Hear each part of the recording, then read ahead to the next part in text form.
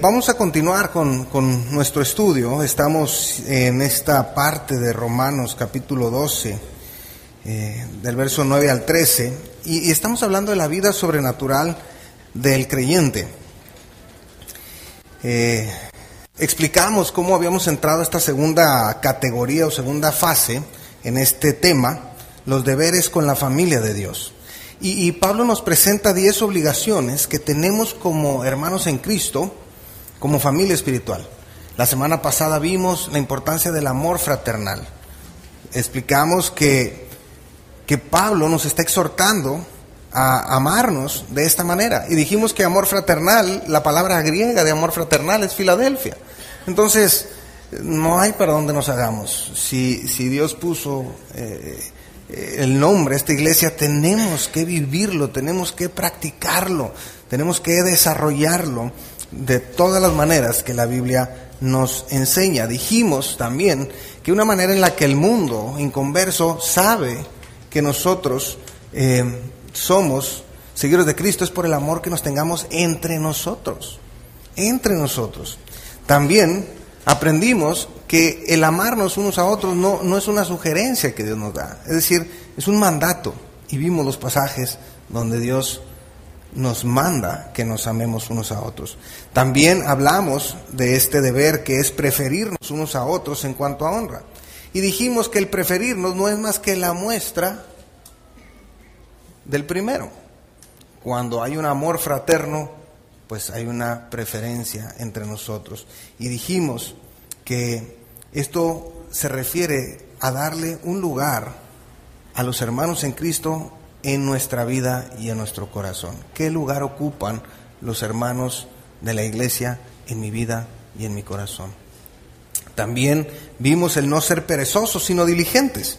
Y hablábamos de en qué tenemos que ser diligentes, porque a veces somos muy diligentes para muchas cosas, pero no necesariamente para la que Dios nos pide que seamos diligentes.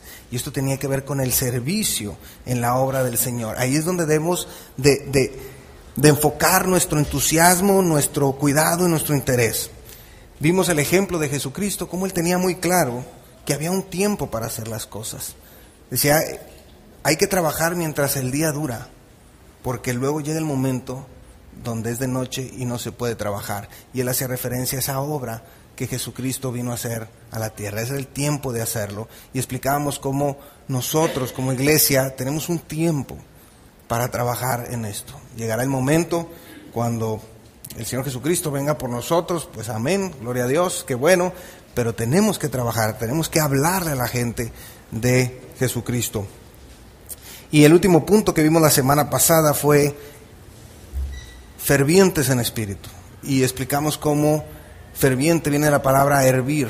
Y vimos esta analogía de cómo funcionaban las locomotoras de vapor y cómo era a través del fuego y el agua que producían un vapor que hacía que se moviera toda la maquinaria, ¿sí? Y explicamos cómo ese vapor es un espíritu ferviente, y ese vapor solo se da cuando hay realmente una intimidad con Dios. Ese es el motivador de, a pesar de que las cosas no estén como a mí me gustaría, esto me hace funcionar y me hace trabajar. ¿Por qué? Porque es el Espíritu de Dios el que me lleva, ¿no? Este espíritu fervoroso, dijimos, que nos lleva a la entrega, a la diligencia, al entusiasmo, al cuidado, al interés en la obra del Señor. Dijimos que la falta de entusiasmo es lo opuesto a un espíritu fervoroso. Y el día de hoy yo quiero terminar con estos 10 deberes, y ahí en Romanos 12, en el verso 10, por favor, si abren su Biblia, vamos a entrar a esta parte.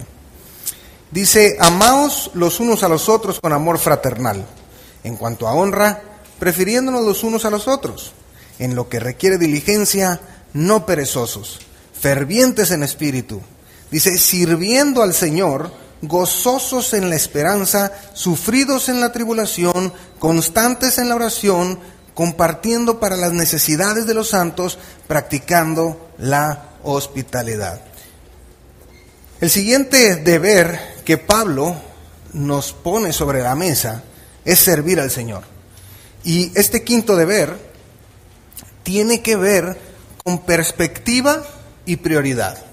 Fíjense lo que estoy diciendo. Este deber de servir al Señor tiene que ver con perspectiva y prioridad. ¿Por qué?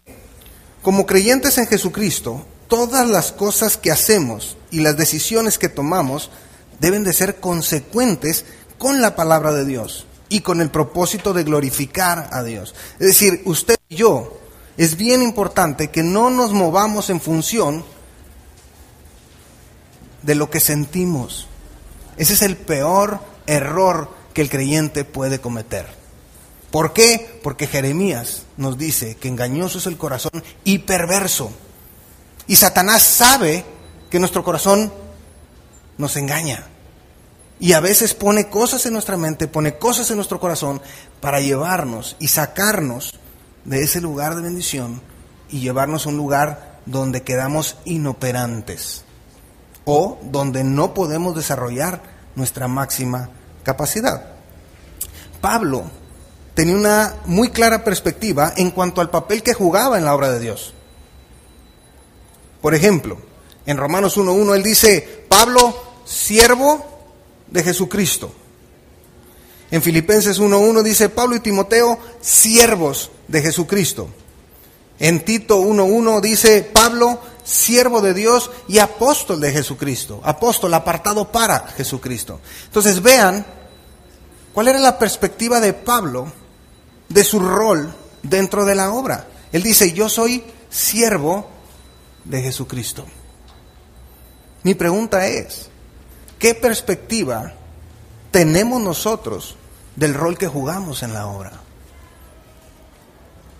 ¿Realmente nos consideramos siervos de Jesucristo? Porque cuando logramos tener la perspectiva correcta de nuestro papel en la obra de Jesucristo, el hecho de que somos sus siervos, tendremos la prioridad correcta. Si yo no tengo la perspectiva correcta, no voy a tener la prioridad.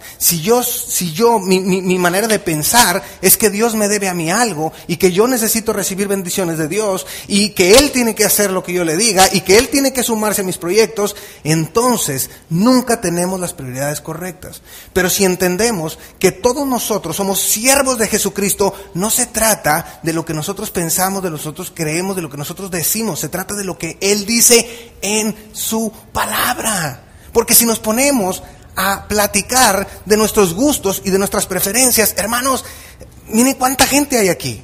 ¿Sabe cuándo nos vamos a poner de acuerdo? Nunca. Por eso Dios, sin quebrársela, dice: obedece mis mandamientos. Es que yo, obedece mis mandamientos. Es que yo pienso, obedece mis mandamientos. ¿Se fijan? Porque es la manera en la que la iglesia puede trabajar con un mismo propósito. Ahora bien, ustedes tienen la Biblia en sus manos. Ustedes saben si la iglesia tiene o no una visión conforme a la Biblia. Pero yo quiero decirles que la visión de Filadelfia es ir y hacer discípulos a todas las naciones. Y en la medida de nuestras posibilidades, y en la medida en la que ustedes se involucran, es en la medida en que podemos lograr hacer esto una realidad. ¿Qué buscamos? Edificar a la iglesia. Edificar a la iglesia. ¿Por qué? Lean la carta de Pablo a los Efesios. Es clara, es precisa. No hay lugar a dudas. Entonces, ustedes y yo, cuando tenemos la perspectiva correcta del papel que jugamos, entonces entendemos la importancia de movernos en función a lo que Dios establece. Nuestro servicio en la obra de Jesucristo es muy, muy importante. Es muy importante. Por eso no podemos darnos o darle el privilegio a Satanás de que controle mi vida por lo que siento, por lo que creo y por lo que pienso. ¿Por qué? Porque no me dejarán mentir. Si usted se dejara controlar por eso, posiblemente no hubiera venido hoy. ¿Se fija? Yo. Si yo me dejara controlar por mis emociones y por lo que pienso en ocasiones, no me presentaría aquí algunos domingos. Tan sencillo. Pero no se trata de lo que yo pienso y lo que yo siento. Se trata de lo que Dios establece en su palabra. Cuando entendemos que nuestro deber es servir a nuestro Dios en la iglesia, es cuando estamos viviendo de manera sobrenatural. Esto es lo que la gente inconversa no puede. Entendamos esto, mis queridos hermanos. La gente que no tiene a Cristo en su corazón no se puede mover en función de esto. No, su naturaleza les gana. Es que esto es lo que siento y esto es lo que quiero y voy a trabajar en función de esto. Tú y yo no. ¿Por qué? Porque tú y yo pensamos de manera diferente. Tú y yo pensamos, esto siento, esto es lo que quiero, pero Dios dice esto. Y por amor a Dios y por obediencia a Dios, voy a hacer lo que Él me pide. Y hacemos lo que tenemos que hacer. Y yo no sé, a mí me ha pasado, que una vez que estamos en eso, Dios cambia completamente aún los sentimientos de uno. Pero porque decides obedecer a Dios. El siguiente aspecto que Pablo establece es el deber que tenemos como hermanos en Cristo es gozarnos en la esperanza. Y esto para mí, cuando lo estuve estudiando, fue muy revelador. Fue muy, muy revelador y ahorita les voy a explicar por qué. Porque cuando el deseo de nuestro corazón es vivir una vida sobrenatural, es decir, vivir conforme a los principios que Dios establece, es inevitable que haya oposición del enemigo. Es decir, en el momento en que tú y yo tomamos decisiones y decimos, voy a hacer la voluntad de Dios, en ese preciso momento se está levantando una ola de presión contraria para desenfocarnos, para desanimarnos, para desalentarnos. Eso es real. Y cuando eso se levanta, aún como creyentes, Satanás logra levantar sentimientos o resentimientos en nosotros. Que eso después nos llevan a actuar si no nos arraigamos en la palabra de Dios. Por ejemplo, hay ocasiones que después de tantos años de servicio fiel a Dios, no estoy diciendo de servicio pues de vez en cuando, no, fiel, que tienes carga, que estás entregado, que estás hablando, que estás haciendo. Yo estoy seguro que muchos de ustedes, igual que yo, de pronto pasamos por una crisis en cuanto a resultados visibles. Decir, a ver, ¿qué onda? ¿Tantos años? ¿Y dónde está? ¿Dónde está todo este tiempo que se ha invertido? Yo estoy seguro que usted ha pasado por algún discipulado donde está compartiendo, está ministrando y pasado el tiempo de repente el discípulo, ya. Y dices tú, ¿qué? ¿El tiempo que se invirtió? ¿Qué? ¿Cómo? Y de pronto llega a ser un tanto frustrante. Llega a ser un tanto frustrante.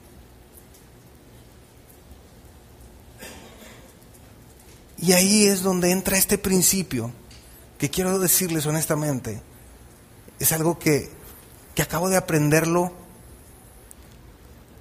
a plenitud, por así decirlo. Gozarnos en la esperanza. ¿En qué esperanza? En la esperanza de lo que la palabra de Dios establece. En la esperanza de las promesas de Dios. ¿Por qué? Yo no sé cuántos de ustedes han estudiado la vida de Jeremías. ¿Cuántos de ustedes han estudiado la vida de Jeremías? Honestamente, levante su mano. Ok, está bien. Yo quiero decirles algo. ¿Cuántos años estuvo predicando Jeremías a la nación de Israel? Más o menos 50 años de predicación. ¿Saben quién le hizo caso? ¿Saben quién le hizo caso después de 50 años de predicación? Nadie.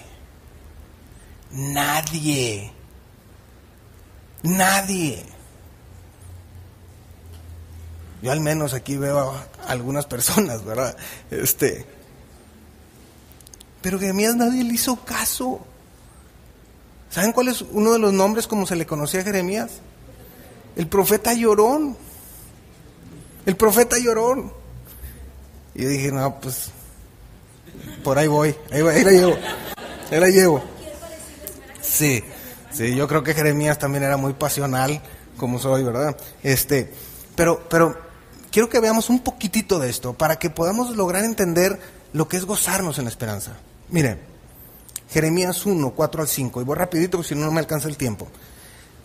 Es el llamado de Jeremías, el llamado que Dios le hace a Jeremías. Le dice Dios: vino pues palabra de Jehová a mí diciendo, antes que te formase en el vientre te conocí, y antes que nacieses te santifiqué, te di por profeta a las naciones. Es decir, aquí tenemos el llamado de Dios a Jeremías diciéndole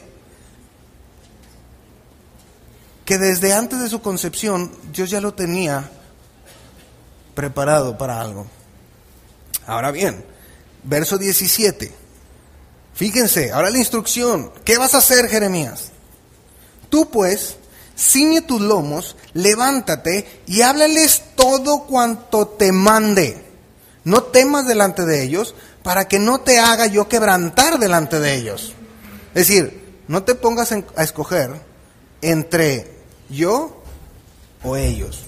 Dice, porque he aquí que yo te he puesto en este día como ciudad fortificada, como columna de hierro y como muro de bronce contra toda esta tierra, contra los reyes de Judá, sus príncipes, sus sacerdotes y el pueblo de la tierra. Y luego miren, le dice, y pelearán contra ti, pero no te vencerán, porque yo estoy contigo, dice Jehová, para librarte. Entonces, desde el llamado que Dios le hace a Jeremías, Dios le está manejando las cuentas claras a Jeremías. Ya le está diciendo, lo que vas a hacer es vas a decir lo que yo te mande. Punto número 2, ¿a quién le vas a hablar? A los reyes, a los príncipes, a los sacerdotes y al pueblo. Y te voy a decir una cosa, van a pelear contra ti. Pero tranquilo, yo estoy contigo. Dios usaba a Jeremías para que por medio de su boca le hablara a todas estas personas buscando la santificación del pueblo, que se apartaran para Dios. Les hablaba claramente las consecuencias de sus acciones. ¿Y qué pasaba con los reyes? ¿Qué pasaba con los sacerdotes? Pues obviamente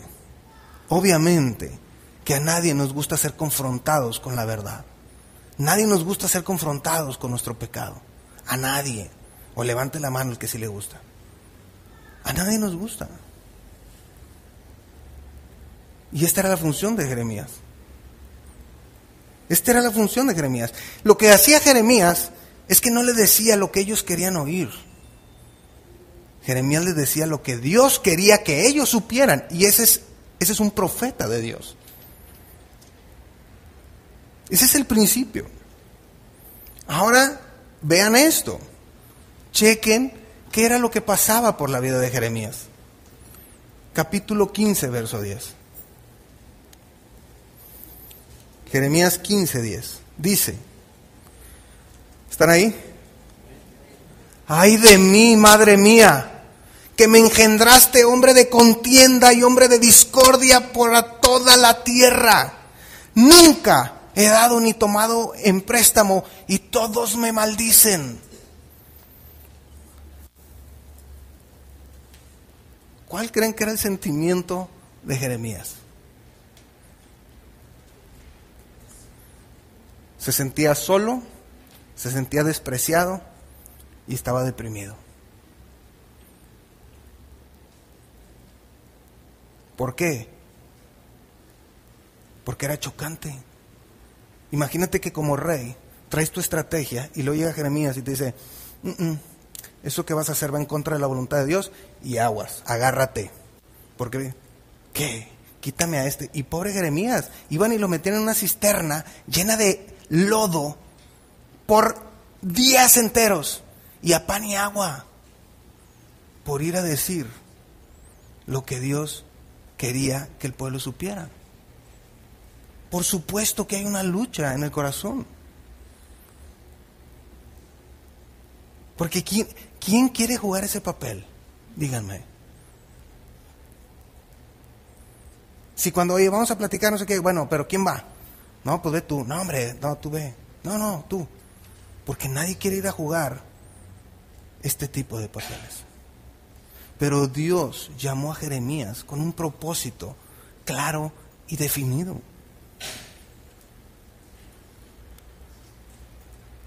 Ahora, vamos a ver la frustración de Jeremías del punto de vista ahora de los reyes, de los sacerdotes. Mire lo que pasaba en Segunda de Crónicas 36.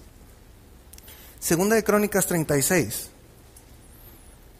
verso 14. ¿Están ahí? En este tiempo que vamos a leer es en el tiempo en que Jeremías ha estado predicándoles, ha estado trayendo esta revelación que Dios quería hacia el pueblo. Pero miren lo que pasaba. Verso 14. También todos los principales sacerdotes y el pueblo aumentaron la iniquidad, siguiendo todas las abominaciones de las naciones y contaminando la casa de Jehová, la cual él había santificado en Jerusalén. O sea, esta era la condición en la que estaban viviendo los sacerdotes, era la condición en la que estaban viviendo los reyes, era la condición en la que estaba viviendo el pueblo. Dios envía a Jeremías con un propósito claro y definido. Por esto, vean el verso 15. ¿Por qué Dios enviaba a Jeremías? Yo quiero preguntarles, ¿Dios enviaba a Jeremías para ir a molestar a los reyes, a los sacerdotes y al pueblo? Ahorita van a ver por qué lo hacía. Y Jehová, el Dios de sus padres, envió constantemente palabra a ellos por medio de sus mensajeros, porque él tenía ¿qué? Misericordia de su pueblo y de su habitación. Hermanos míos y amados, lo decía el domingo pasado, si usted cree que yo vengo a decir esto para molestarle, y si yo vengo a predicar la Biblia, y usted cree que es para molestarle, perdóneme, pero usted no entiende lo que Dios dice. Y así como Jeremías, delante de Dios les digo que así me he sentido muchas veces. No, Señor, no puede ser. No. ¿Por qué me pides que diga esto? Van a creer que es personal. Yo sé la situación, van a creer que lo preparé.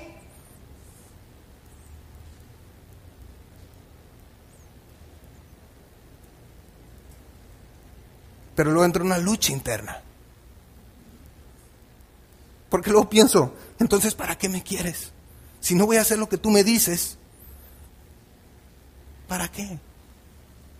¿Para qué estoy aquí? Entonces no sirvo como pastor. Si yo voy a sucumbir ante querer quedar bien, porque mi naturaleza y los que me conocen, mi intención siempre es querer quedar bien con la gente. Aunque no siempre lo logro, la mayoría de las veces. Pero va en contra de mi naturaleza. No hay peor cosa para mí saber que alguien está pensando algo mal de mí. ¿De veras? No hay peor cosa para mí eso. Entonces imagínense la lucha que se gesta ahí en mi cuarto de guerra que es aquí abajo. ¿Qué hago?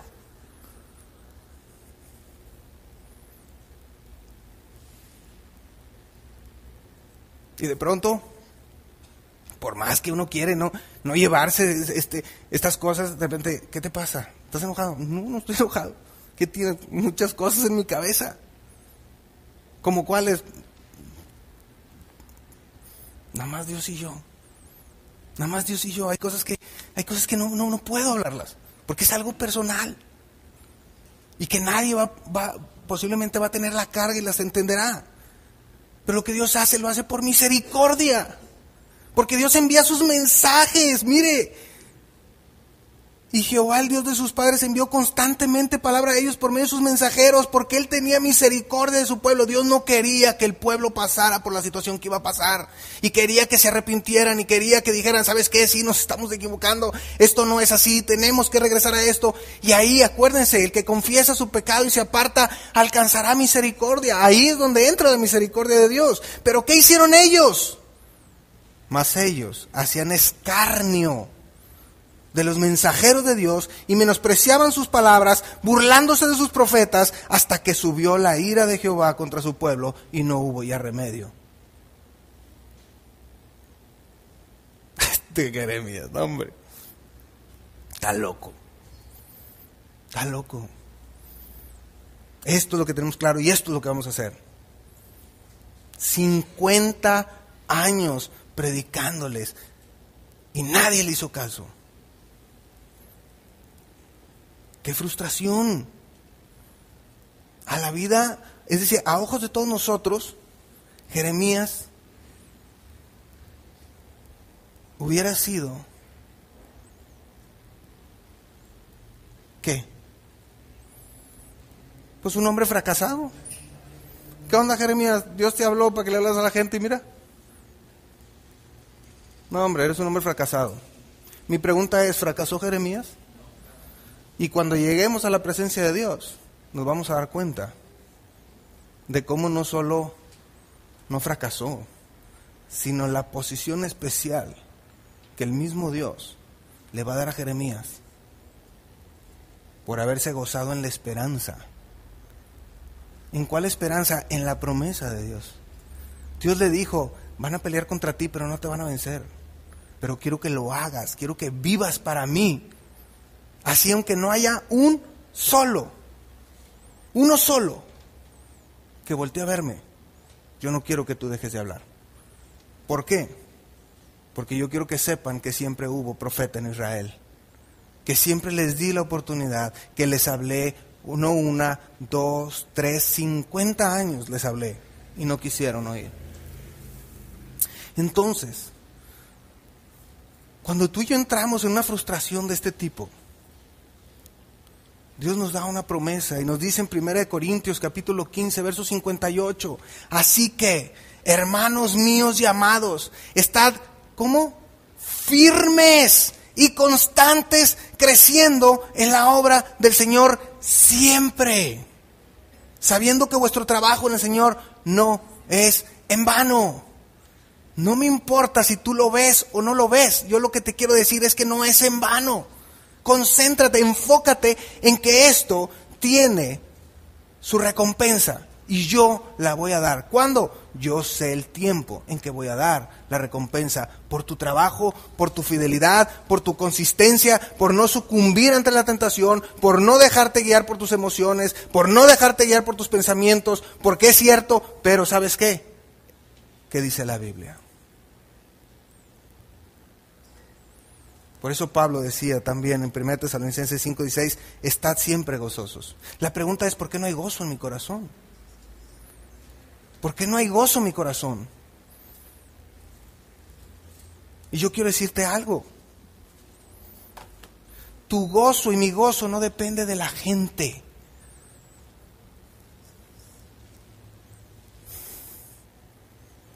El gozo que tú y yo tengamos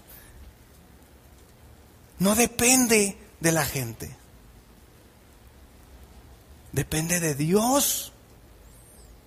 Depende de Dios. Hermanos, yo les voy a fallar. Ustedes me van a fallar. Y si yo voy a depender mi gozo de ustedes, voy a vivir frustrado. Voy a vivir frustrado. Y si ustedes dependen de mí, van a vivir frustrados. Porque no es bíblico. Maldito el hombre que confía en el hombre. No es bíblico. Lo bíblico es que nuestro gozo proceda del Señor. Y ese gozo procede cuando tenemos claras las promesas de Dios.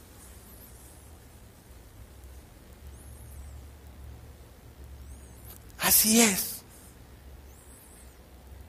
Así es.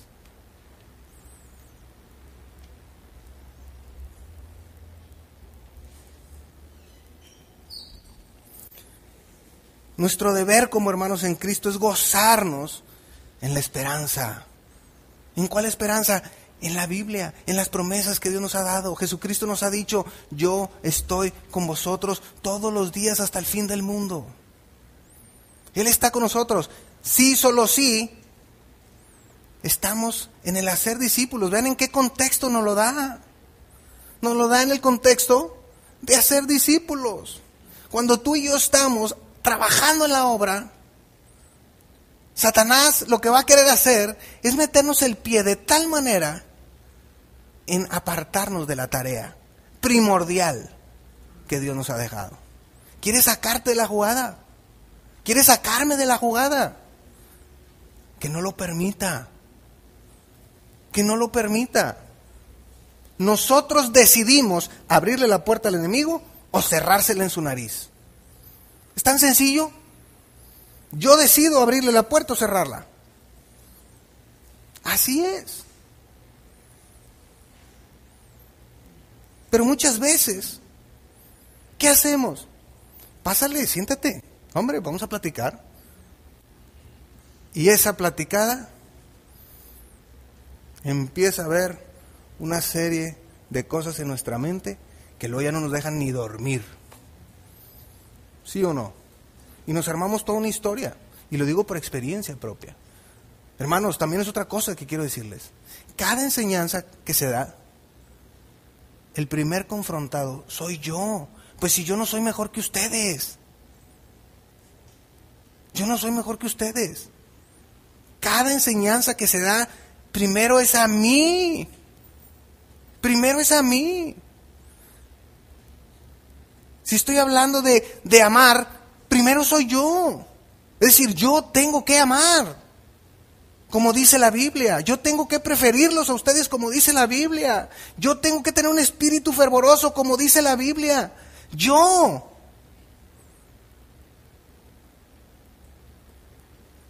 Por aquí empieza todo. Por aquí empieza todo. Yo tengo que ser gozoso en la esperanza. Yo tengo que aprender a que mi gozo no dependa de ustedes. A que mi gozo dependa de Dios. Ese es el punto. Yo. Claro, Dios me manda esto para que yo lo viva, pero para que lo comparta. Luego dice, perseverar en la tribulación. Este es el séptimo deber para con nuestra iglesia. Y no vamos a perseverar, es decir, yo no voy a ser constante aún en medio de las pruebas si no me gozo en la esperanza. ¿Se fijan cómo Pablo va ligando cada deber uno con el otro? Yo no puedo preferirlos si no los amo. ¿Sí? Yo no puedo servir al Señor si no tengo un espíritu ferviente. Todo está ligado. Vean ustedes si todo está ligado. Yo no puedo perseverar en la tribulación, yo no puedo sacar adelante mis aflicciones, mis angustias, si no me gozo, si no me apego a las promesas que Dios me ha dado como creyente, como hijo de Dios. Cuando tenemos una certidumbre perfecta del desenlace de nuestra vida, estamos en capacidad de persistir contra cualquier obstáculo y sobrellevar cualquier sufrimiento. ¿Qué quiero decirles? ¿Cómo acaba la historia de nosotros como creyentes? Reinando, ¿sí o no? ¿Termina así la historia, sí o no?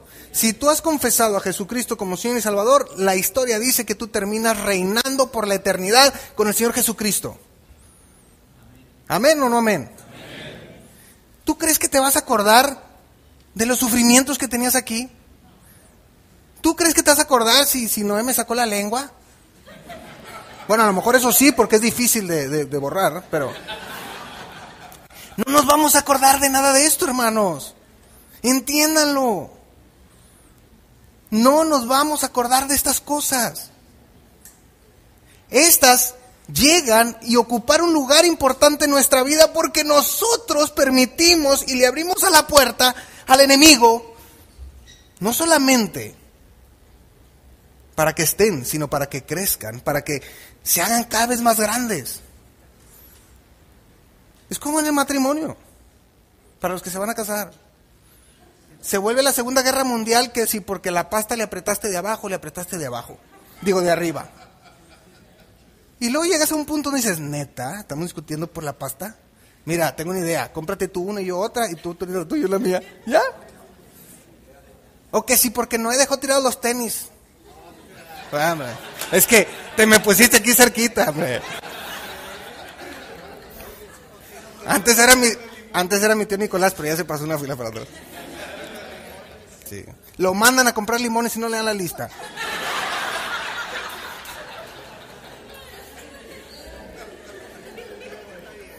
Entonces,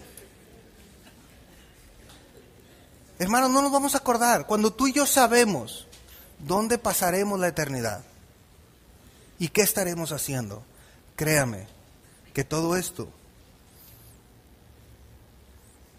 ya no tiene una operación en nuestra vida. Ya no cobra valor, ya no cobra sentido. Pero cuando le damos demasiada importancia hacia las cosas terrenales, estamos entrando en los dominios de Satanás. Tú quieres jugar con cosas terrenales, Satanás nos va a poner, es el maestro de la división, del robo, del hurto y de quitar la paz. ¿Por qué no podemos llegar a disfrutar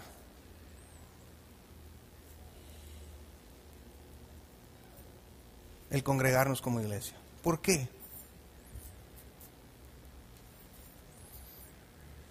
Muchas veces por nuestra propia carnalidad. Porque Dios nos ha dado el mismo Espíritu Santo a todos nosotros para poder estar en comunión. Esa es la realidad. Esa es la realidad. Romanos 5, versos 2 y 5, Pablo dice: justificados pues por la fe tenemos paz para con Dios por medio de nuestro Señor Jesucristo, por quien también tenemos entrada por la fe a esta gracia, en la cual estamos firmes y nos gloriamos en la esperanza de la gloria de Dios. Ahí está, gloriosos, gozaos en la esperanza. Dice, y no solo esto, sino que también nos gloriamos en las tribulaciones, sabiendo que la tribulación produce paciencia, y la paciencia prueba, y la prueba esperanza, y la esperanza no avergüenza, porque el amor de Dios ha sido derramado en nuestros corazones por el Espíritu Santo que nos fue dado. Yo quiero decirte algo: si tú como yo estás viviendo una situación de angustia, de tribulación, ¡qué bueno! ¡Qué bueno que lo estamos viviendo! ¿Sabes por qué? Porque eso va a producir paciencia, prueba, esperanza, y la esperanza no avergüenza. Si tú no estás viviendo una situación de angustia, posiblemente es porque no quieres hacer las cosas bien delante de Dios. Y entonces al enemigo tú no le eres atractivo. La crisis la mete cuando verdaderamente tenemos un corazón dispuesto a hacer las cosas. Y empieza el bombardeo. ¿Por qué? Porque nos quieren sacar. Porque somos soldados que estamos dando nuestra vida. Esa es la realidad. Entonces, si estás viviendo igual que yo, amén. Pero bajemos esa tribulación y esa angustia a lo que la Biblia dice, para que haya crecimiento, para que haya fruto, para que podamos avanzar. Nuestro deber como creyentes en medio de las pruebas, en medio de la tribulación, es perseverar, es mantenernos firmes, enfocados en que estas situaciones y pensamientos no nos aparten del lugar de la Biblia en nuestro corazón, para que podamos vivir de manera sobrenatural. Ese es el punto. Luego dice Pablo, ser constantes en la oración. El octavo deber para con nuestra familia espiritual es este: tenemos que estar orando unos por otros.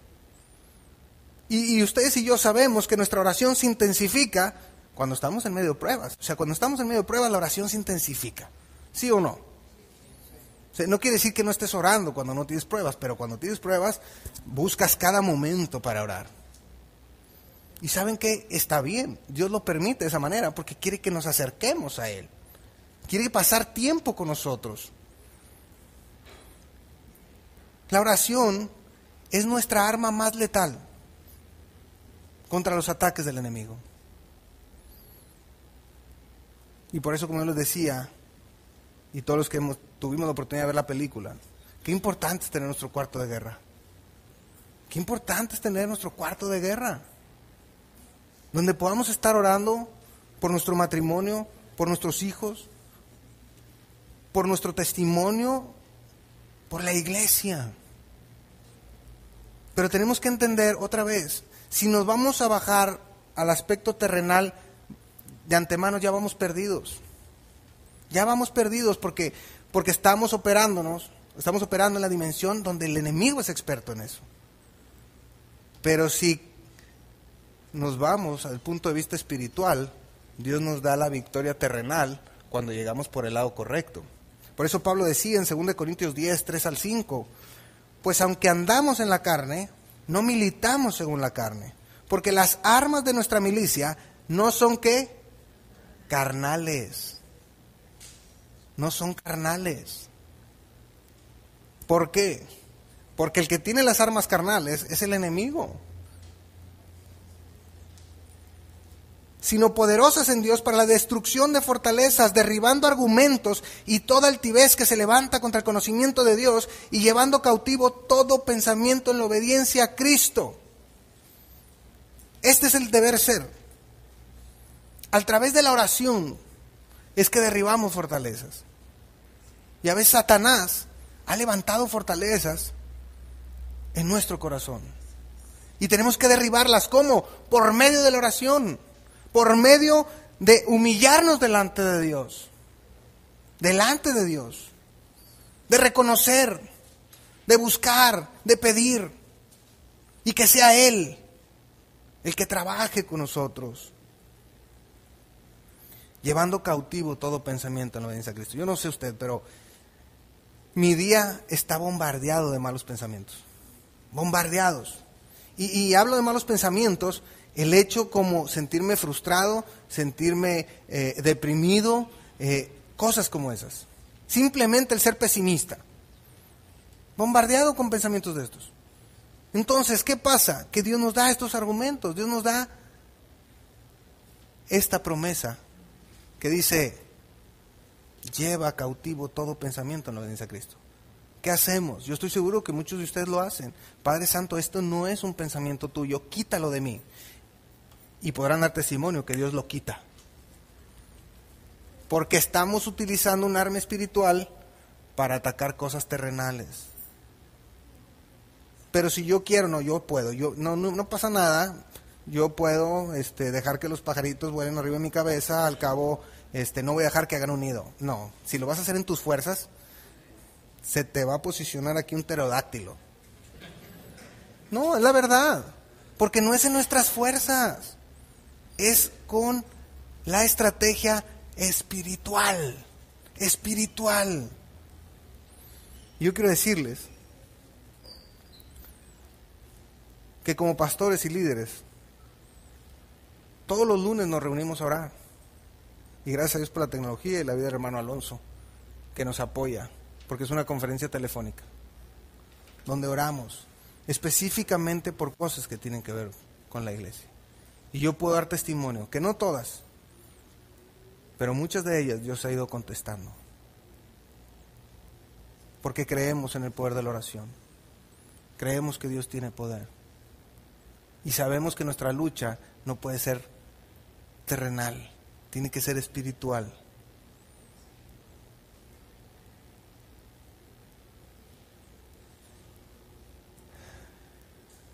Si tú, mi querido hermano y hermana, estás sirviendo, yo quiero decirte que no puedes perder de vista que el enemigo te quiere sacar de la jugada.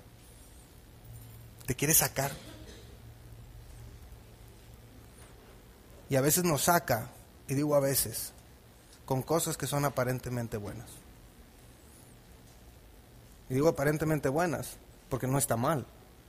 El punto es que ya nos sacó de lo que es realmente importante. Y nuestro deber como hermanos en Cristo es orar unos por otros, constantemente.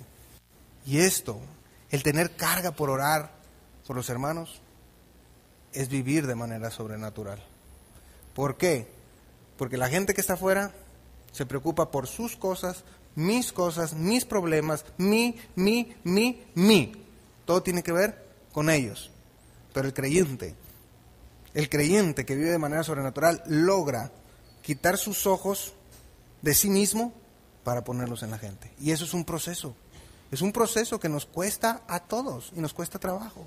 Pero es a donde tenemos que llegar. ¿No fue esa la vida de Jesucristo? Él no estuvo pensando en Él. Estuvo pensando en la gente. Es el siguiente punto, el 9, compartir para las necesidades de los santos. Y esto tiene que ver con suplir las necesidades de los hermanos de nuestra iglesia. Y este es un punto bien importante. La vida sobrenatural del creyente fluye, fíjense bien, de adentro hacia afuera. El satisfacer las necesidades de los hermanos en la fe es más importante que satisfacer las necesidades personales. Fíjense lo que estoy diciendo. Porque llevar esto a la práctica realmente es vivir de manera sobrenatural. Y por naturaleza nos cuesta trabajo. Nos cuesta trabajo. La traducción de la palabra griega, koinoneo, hace referencia al compañerismo o comunión. Entonces, lo que Pablo establece aquí, que nuestro deber como hermanos en Cristo es poder pasar tiempo, poder tener vida en común, estar asociados con una misma causa. Estamos en esta última parte de compartir para las necesidades de los santos. Y estamos hablando de cómo la palabra que utiliza Pablo compartiendo tiene que ver con koinoneo. La palabra hace referencia al compañerismo y a la comunión. Es decir, nuestro deber como hermanos en Cristo es pasar tiempo, no solamente el domingo aquí reunidos, sino pasar tiempo, como dicen, en tiempos informales, no necesariamente tienen que ser estudios bíblicos, pero entre nosotros. Esto era lo que pasaba, por ejemplo, con los hermanos en Hechos capítulo 2, versos 42 al 47. Dice, y perseveraban en la doctrina de los apóstoles, en la comunión unos con otros, en el partimiento del pan y en las oraciones. Verso 44, todos los que habían creído estaban juntos y tenían en común todas las cosas. Dice, vendían sus propiedades y sus bienes y lo repartían a todos según la necesidad de cada uno. Y perseverando unánimes cada día en el templo y partiendo el pan en las casas, comían juntos con alegría y sencillez de corazón, alabando a Dios y teniendo favor con todo el pueblo. Y el Señor añadía cada día a la iglesia los que habían de ser salvos. Entonces, ¿qué tenemos aquí? Tenemos una iglesia que está en un mismo sentir, en un mismo canal, que está teniendo este tipo de compañerismo, por supuesto, que habla de una unidad. Y ya lo hemos dicho una y otra vez. Cuando la iglesia está en unidad, entonces Dios trae el crecimiento a la iglesia. ¿Sí? Este es el principio. ¿Y saben qué? La satisfacción del creyente no la encontramos al recibir. La satisfacción la tenemos cuando damos. Eso es lo importante. En el matrimonio, la satisfacción más grande es cuando podemos ver a la familia que está unida, cuando la familia se está proveyendo para sus necesidades. Esa es la realidad. Es igual aquí.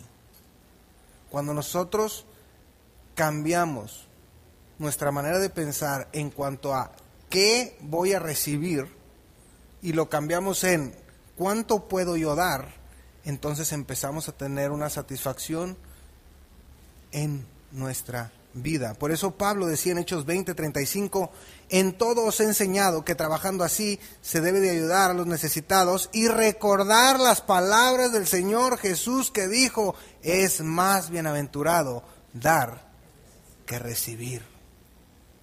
Porque ahí es cuando encuentras satisfacción.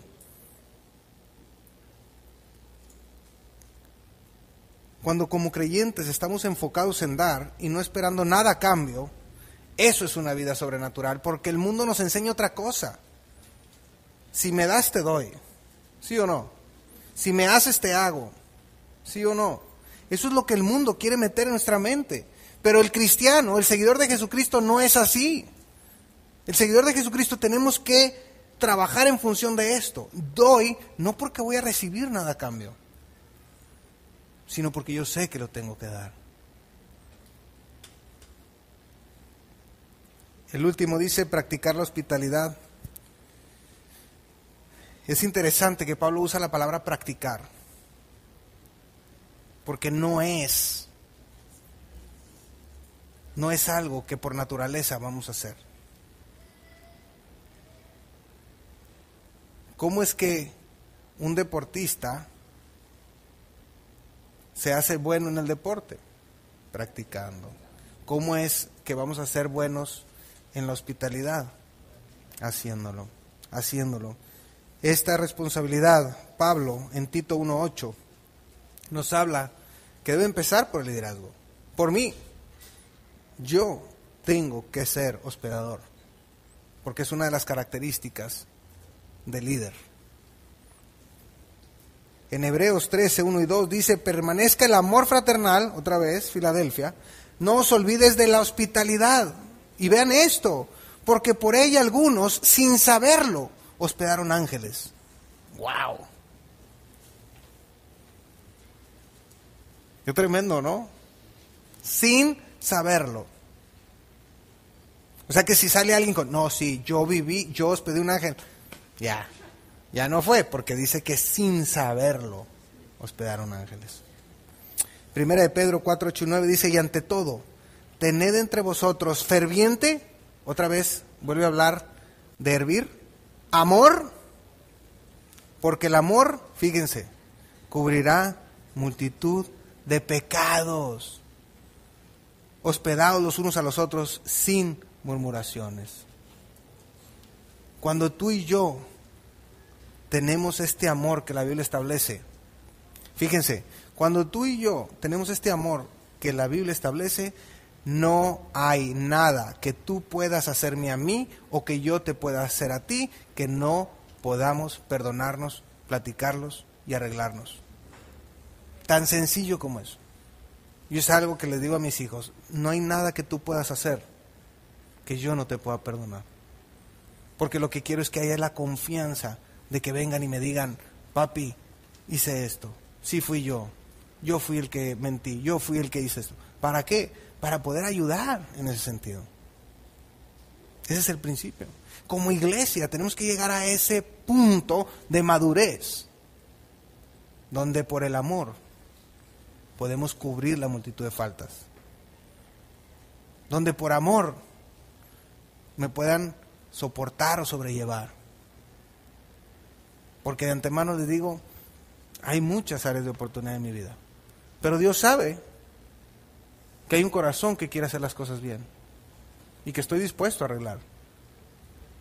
Pero eso es. Y cuando hay ese amor, podemos tener ese corazón para hospedar. Practicar la hospitalidad es una manifestación del amor, y al practicar esto es vivir de manera sobrenatural. Como lo dijimos en un principio, esta es una evaluación y reflexión personal. Esto no se trata de estar pasando personas por mi mente, se trata de pasar mi vida por la Biblia. Hermanos, yo sé que, bueno, al menos así de pronto me siento yo.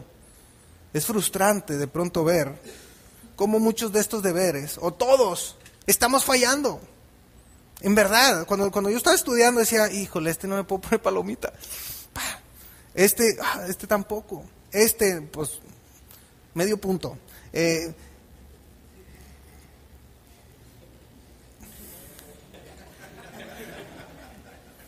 Vas a ver, hermano.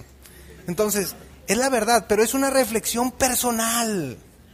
Se trata de que Alberto vea la área de oportunidad en su vida. Y que usted vea el área de oportunidad en su vida. Pero yo quiero decirle algo. La bendición que tenemos con Dios,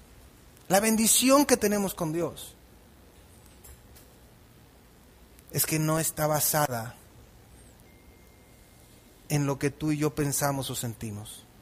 Está basada en la verdad.